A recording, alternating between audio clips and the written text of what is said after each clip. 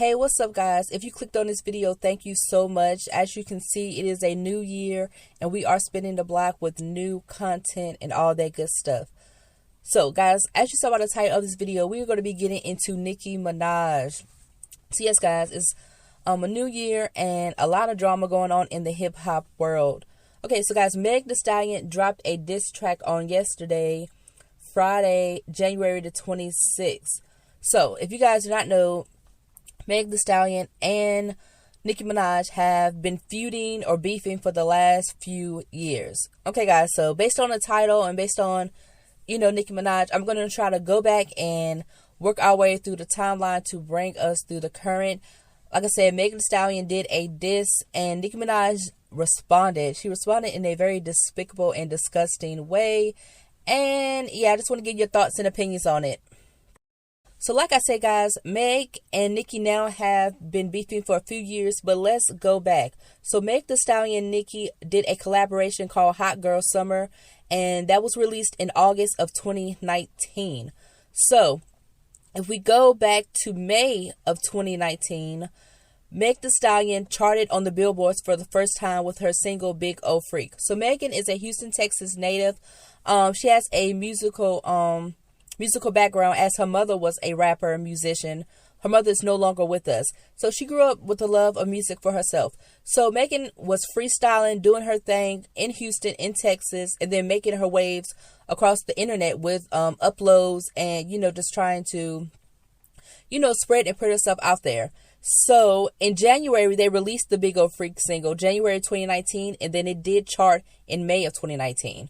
So all that hard work paid off, and Meg did get her first Billboard chart, which is what you're looking for. If you're an underground artist, you're trying to get that radio Billboard hit. That's just what it's all about. That's how you get respect. That's how you get the money, get the numbers to get that radio Billboard hit. So like I said, Meg makes her first charting single May 2019, and then she did a official collaboration with Nicki Minaj in August of 2019. So guys, we're going to jump forward a little bit to 2022.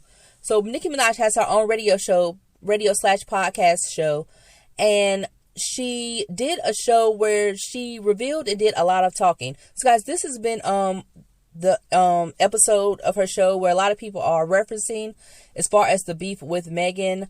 I will link it down below. It is available online, the full episode, and it does open up with her. Pretty much people feel like she is alluding and talking directly about the Meg situation. So like I said, this is a few years later where she does this Queen Radio episode.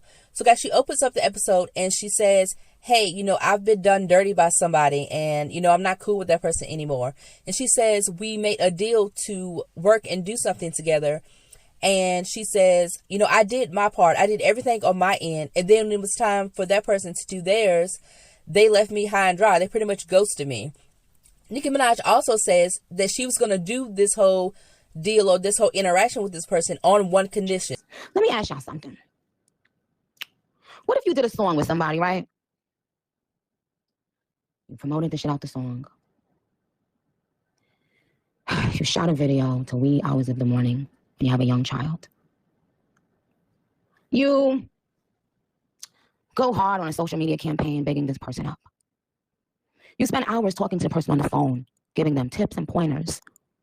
You tell the person, hey, I even planned a couple things for you for your album rollout, etc. Now keep in mind, I'm gonna switch gears, another blind item. Same thing. I remember somebody that I associated myself with. And I remember telling someone else, this person just seems like an opportunist to me. And we talked about it and blah, blah, blah. That's why you have to remain on your path no matter what. You understand? I remember the phone was on speakerphone and this person was promising, if you do A, I'll do B. I said, okay, because that's on one condition. I literally use this term, on one condition that you do B, right? And they was hopping and skipping around, yes. And when the day came, after I had already done everything that I promised to do, when the day came, they pretended like they had never said that. Didn't respond to my texts.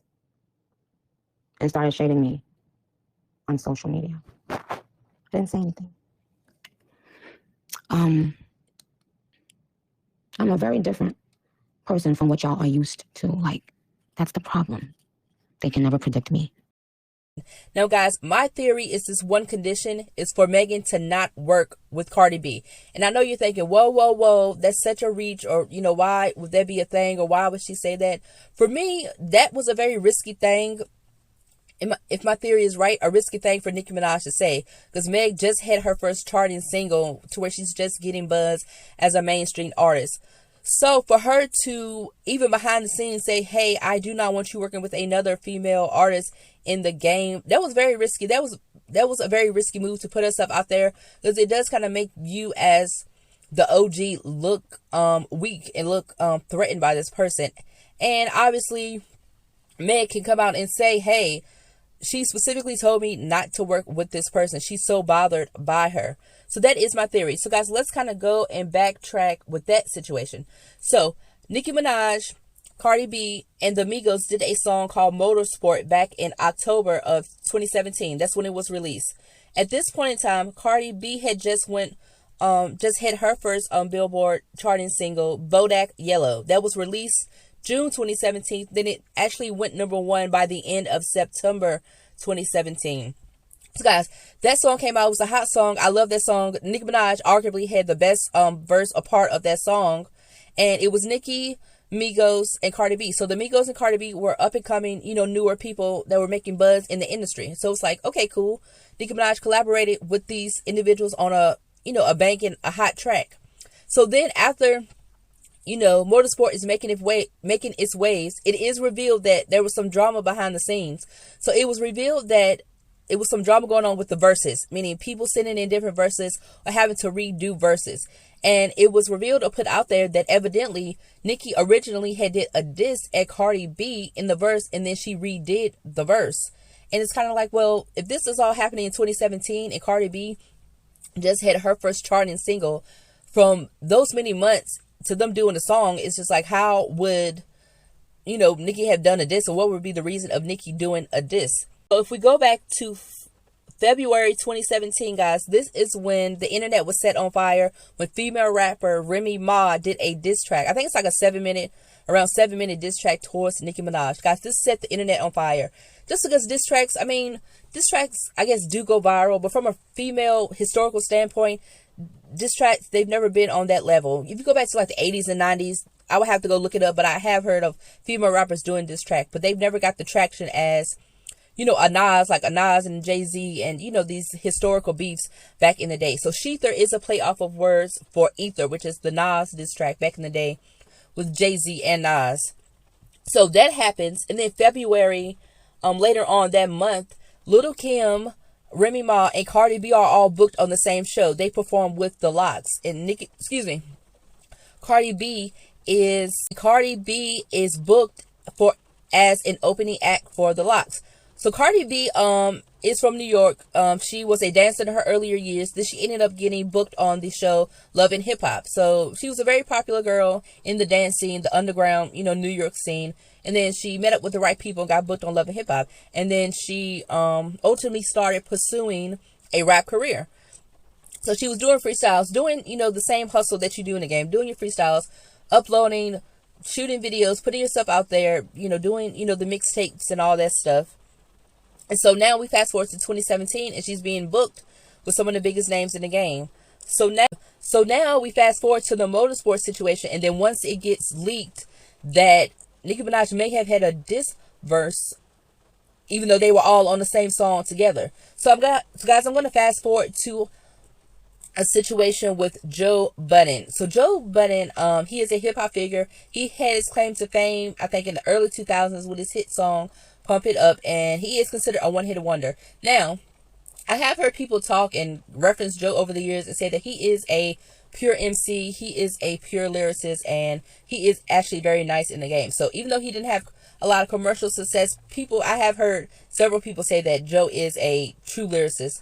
So yeah, so Joe, obviously, since he's been in the game since the 90s, and then he had that hit single, and he's, been around. He's been in the industry literally for all these many decades. So now he is a hip hop figure. He does content. He has his own very popular podcast and show and all that good stuff.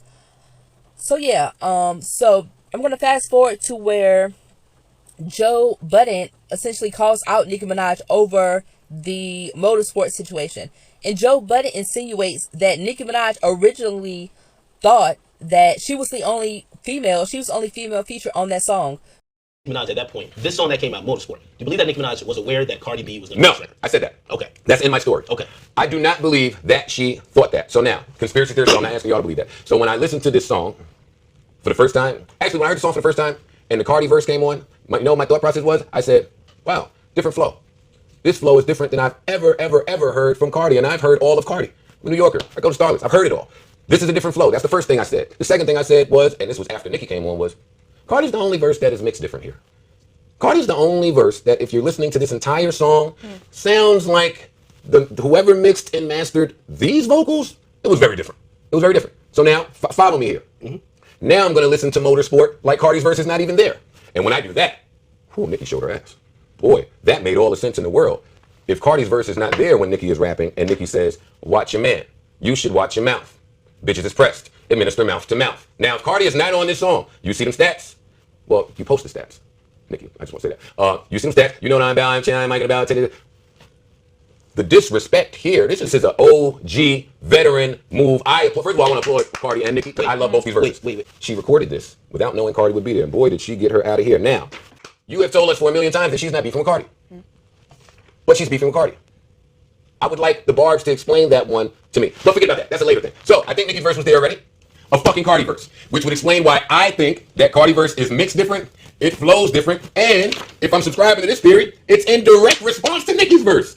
But it's before Nicki's verse. I don't think it's a coincidence that Nicki comes on saying, watch your man, and then Cardi comes on saying, man, I love when he on tour. The nigga comes more. Yeah, that's my nigga. I think reading the verses. I don't even think that's this is 4, 3, 2, 1. No. Nicki Minaj bodied this feature. Yet we had however many days where Nicki doesn't say one word about this particular song. She just started this yesterday. So in my theory, I'm trying to figure out, why would Nicki Minaj not acknowledge the song that she clearly bodied? I'm thinking there's a surprise there. I'm thinking she heard this for the first time. I'm thinking that she heard this So when we heard this. And that's what I heard. So I heard that she was upset based on what she heard when the song was released. And actually, I heard that she knew it before it was released, but she couldn't do anything about it. She knew there's nothing that you could do. So she could. So when we kind of go and we're putting the pieces of the puzzle together of this timeline, now this makes sense. Because when everything originally happened, where Cardi B is having her success, and then Motorsport comes out, that makes sense from the audience standpoint, who we're not aware of what's going on behind the scenes. The Migos and Cardi are the two of the upcoming hottest people in the game, hottest artists in the game. So it made sense for Nicki to collaborate with them. Then once all this drama started coming out, it's like, where did all this come from? So guys, when the whole situation came out with the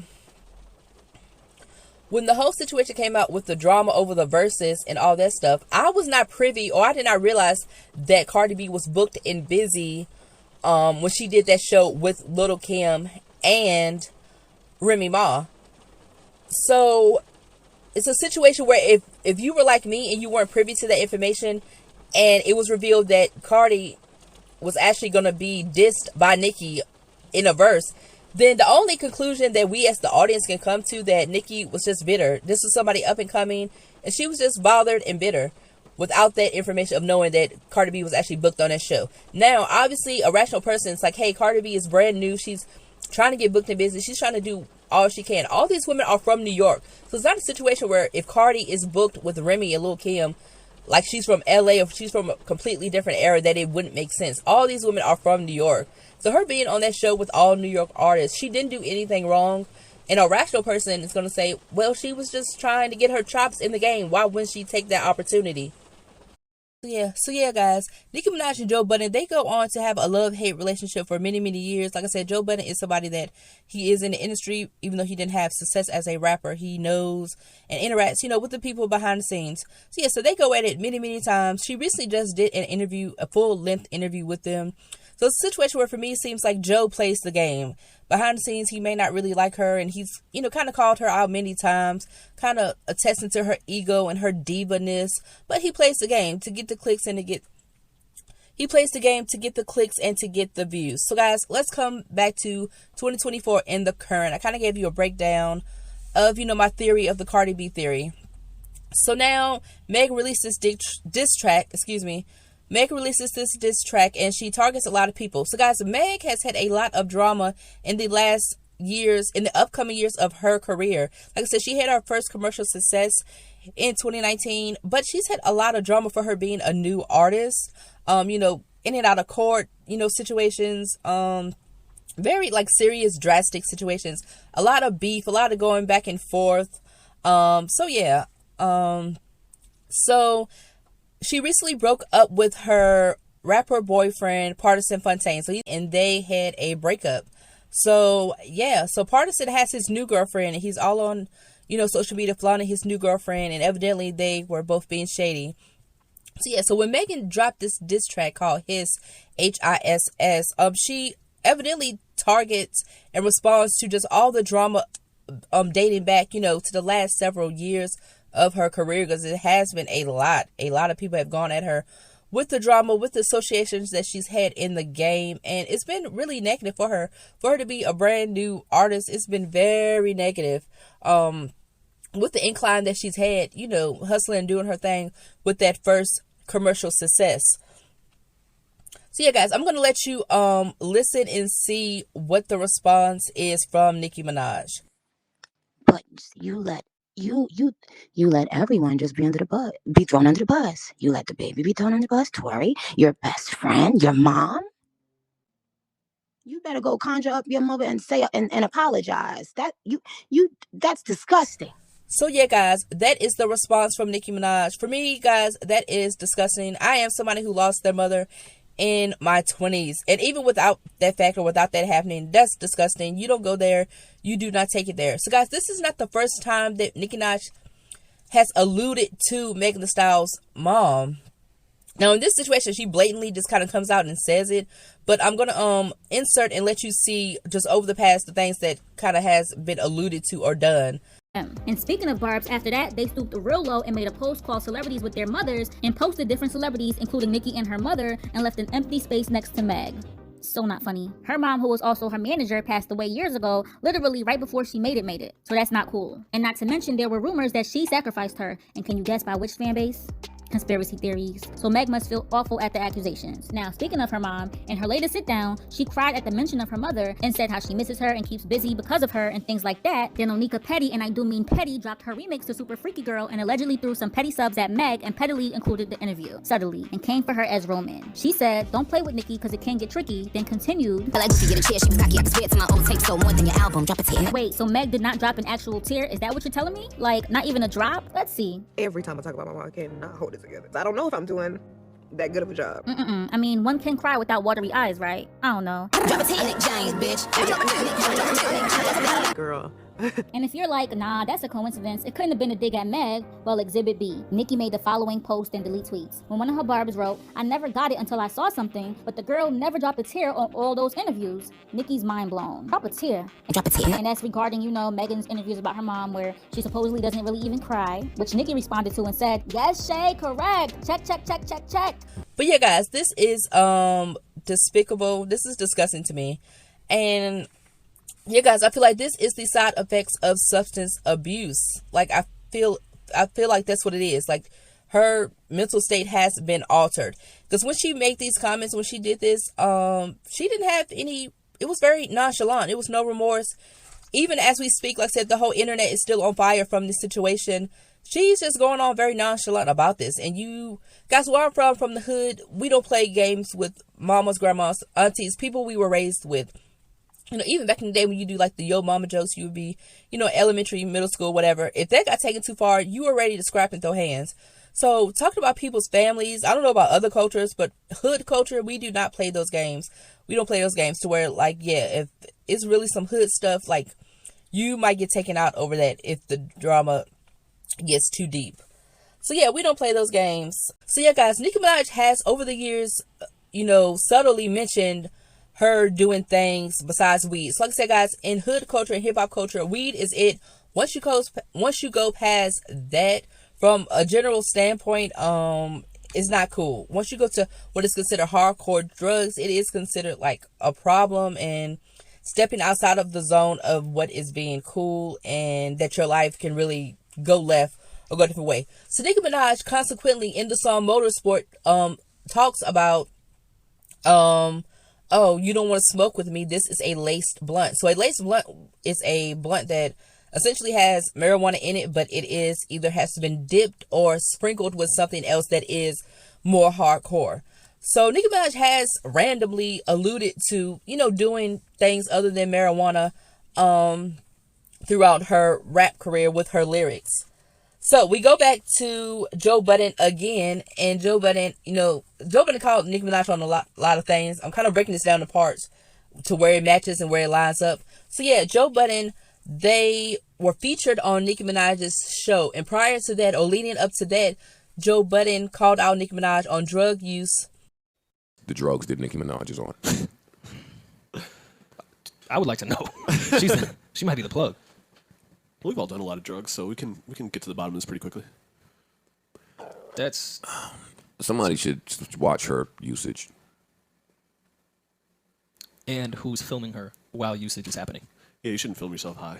Nicki Minaj is 100% on something. Wait, but you talk about the video with her opening up the presents? That was confirmation for me, but I was already on that. I've been on this. I've said this on this podcast a bunch because Meek talked about it. Oh, he did. Meek talked about him being hooked on pills when he was with her, and the uphill battle it was for him to get off. She's even mentioned it. Though. I know that battle all too well. It's really, really tough to get off of pills. So I'm not trying to be funny here. Anybody who knows my history knows I'm definitely not trying to be funny. I really think that somebody should intervene. Yep. Like, I think that it's getting progressively worse.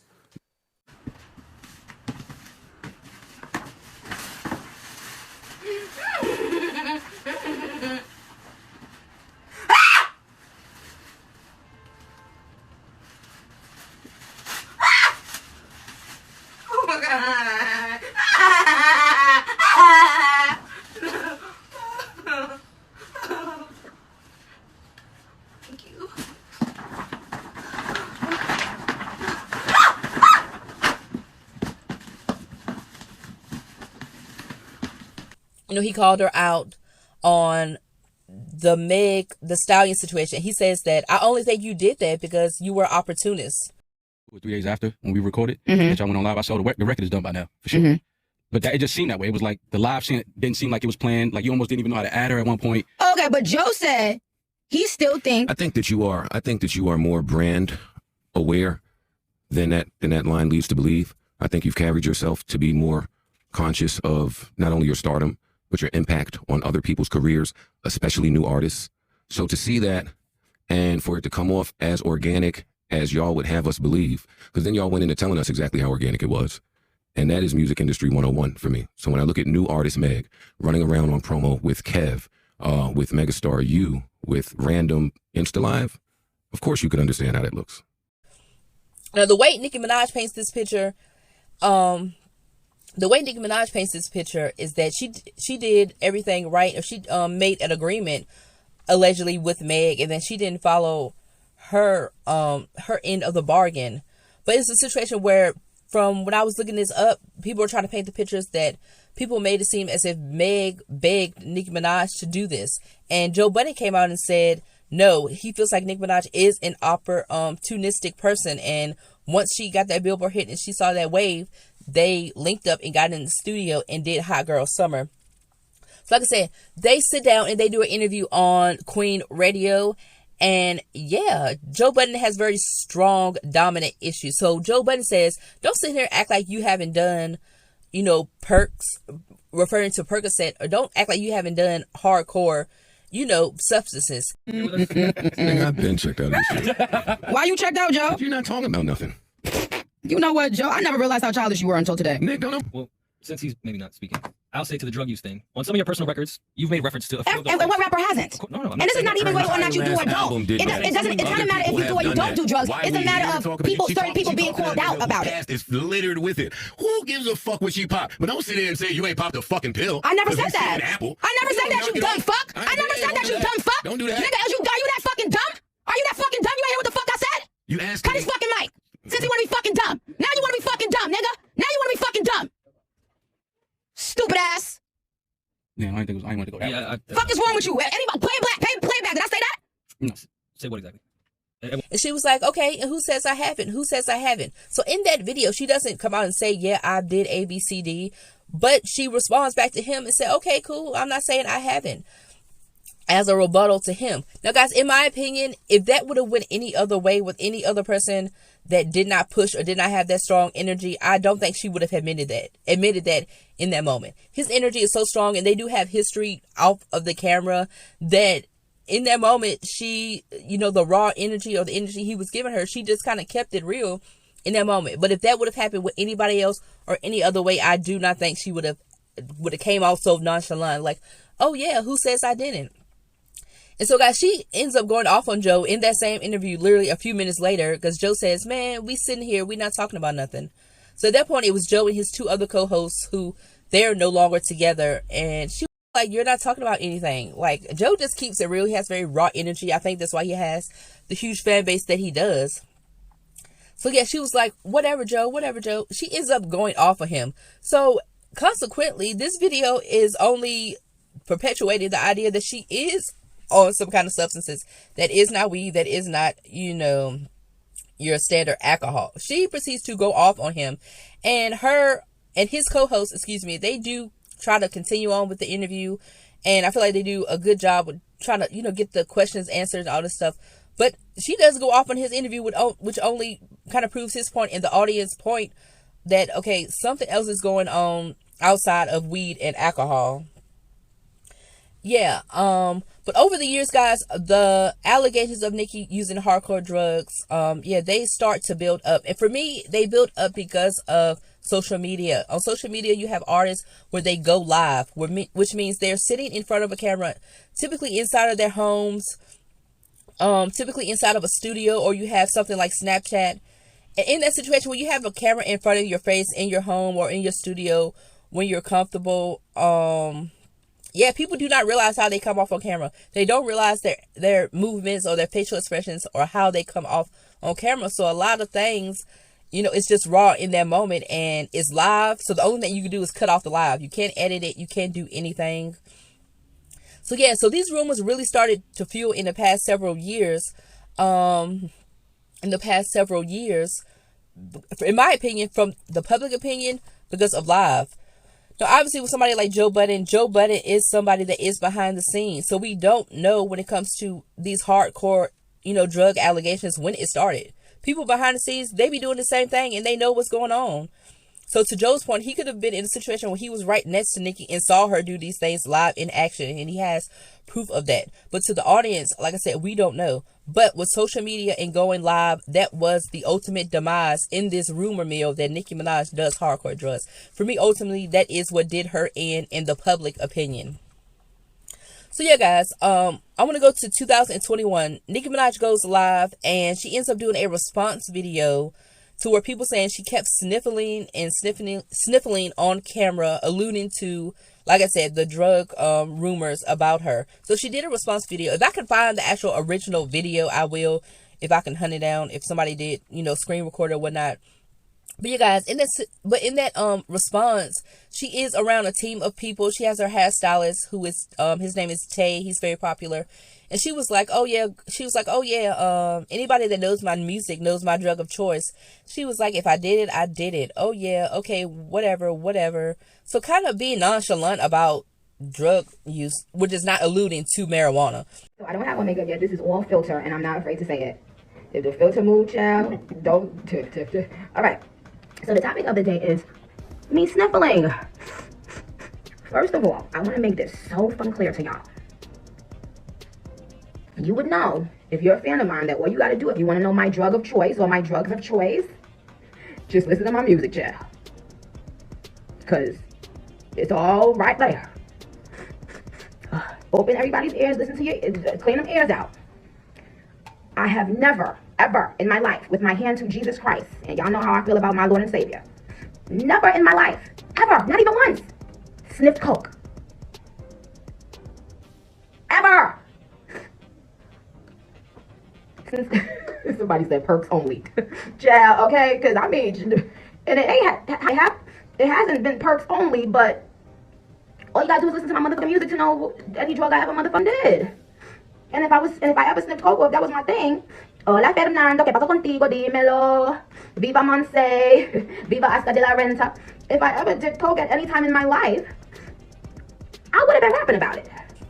So at that point in time, it was a situation where, for me, it was just a nonchalant response. And I feel like she just did it just for the heck of it, just because of, all of the accusations. So guys, let's fast forward from then to last year of November of 2023. Nicki Minaj does a Vogue interview with the iconic magazine, and she talks about her father's history of substance abuse, and then she admits that she had an addiction to Percocet. Nicki Minaj says early in her career, she was having menstrual cramps, really bad menstrual cramps, and she got subscriptions from the doctor for the pain, which was Percocets, and she ended up becoming dependent on the Percocets. So guys, I'm going to be completely honest with you. I think that is, what is it called? I think that is damage control. I think that is BS. I think that is complete BS. I think that is her trying to rewrite the story of her and, come out innocent on the end. She says in her early career. So this is, old school from, as far as we know, this is, mixtape transitioning into, the household name Nicki Minaj. She specifically said early in her career. I do think this is damage control, guys. I don't believe it. And Nicki Minaj, her personality, her energy has proven to just be salty, to be bitter, to be a diva. I don't believe it. I only believe she said that, told Vogue that story out of all people to do damage control. But yeah, guys, tell me what you think. That is my breakdown. That is my theory that Nicki Minaj, she has had years of substance abuse, and it has affected her.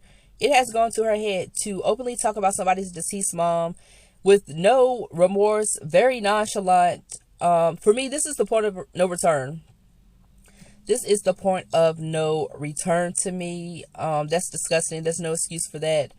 Like I said, when it comes to cancel culture, cancel culture is like a 30-year game. And I'm referring to like the R. Kellys and the Harvey Weinsteins, meaning they did what they did for so many years and then eventually it caught up to them. But the cancel culture, we don't really live in immediate cancel culture. Like every celebrity, they get out of their drama and they're able to work and do what they need to do in this industry. So I don't think this is going to be the demise of Nicki Minaj. I'm not into it. I'm turned off. That's disgusting that you would go there. And even to the point she comes out and apologizes, I'm kind of over it now. So tell me what you guys think. I appreciate it if you made it to the end of this video. There's more to come, and bye bye.